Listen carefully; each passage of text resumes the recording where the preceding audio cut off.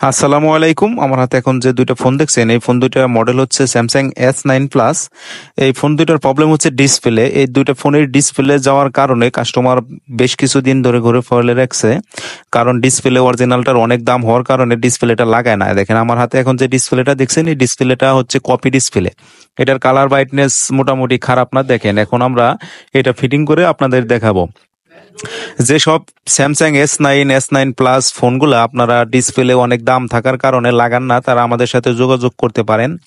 এখন আমি এই ইনসেল ডিসপ্লেটা আপনাদের লাগাই দেখাবো। ইনসেল ডিসপ্লেটা মূলত বডি সহকারে হয়, এই ডিসপ্লেটা কার্ভনেস হয় না। আপনাদের আমরা ভিডিওতে ক্লিয়ার করার জন্য কথা বলছি এবং কি পুরো ভিডিও আপনারা দেখবেন, সম্পূর্ণ কথা শেয়ার করব।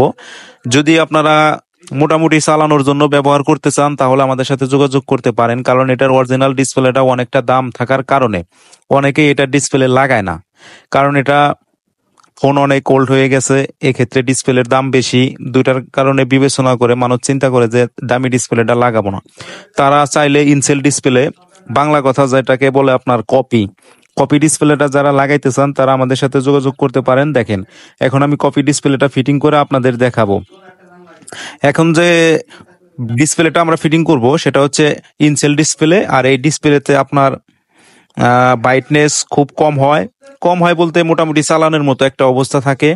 আর হচ্ছে দুই হচ্ছে এটার কার্ভনেস থাকে না, ভিতরে চারপাশে যে কার্ভ, ওই কার্ভটা থাকে না, ডিসপ্লেটা ফ্ল্যাট হয়ে থাকে এবং সবকিছু কাজ করবে, সবকিছু করবে, কোনো সমস্যা হবে না। শুধু ব্রাইটনেস এবং কি কার্ভনেস থাকবে না। দেখেন আমি ফোনটা এখন ফিটিং করতেছি।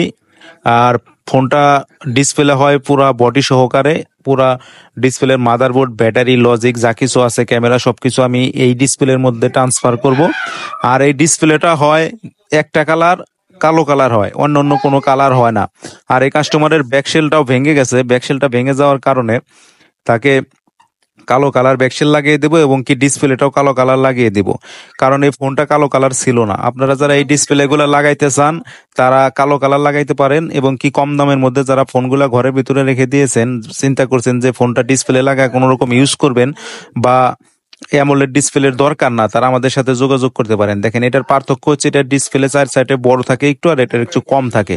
এই কারণে অনেকেই লাগান না। যারা কম খরচের মধ্যে চান যে ডিসপ্লেটা লাগাই আমরা কিছুদিন ইউজ করব, তারা আমাদের সাথে যোগাযোগ করতে পারেন এবং কি আমরা যতগুলো ডিসপ্লে লাগাইছি কোনো সমস্যা হয় না। IPS ডিসপ্লে গুলো খুব সুন্দরভাবে চলে।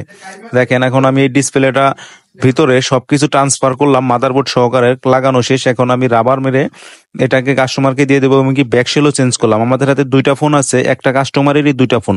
এই দুইটা ফোনই হচ্ছে S9 প্লাস। এটা ডিসপ্লের দাম হওয়ার কারণে সে লাগায় নাই। দেখেন আমি এখন সম্পূর্ণ ডিসপ্লেটা চেক দিব। ডিসপ্লেটা এমন হবে, দেখেন আমি ভিডিওতে আপনাদের দেখানোর চেষ্টা করলাম এবং কি *# 0 * ডায়াল করে ভিডিও আপনার পুরা কন্ডিশন দেখালাম চারপাশে, এতটুকু হবে এবং কি চেঞ্জ করতে চাইলে যোগাযোগ করতে পারেন।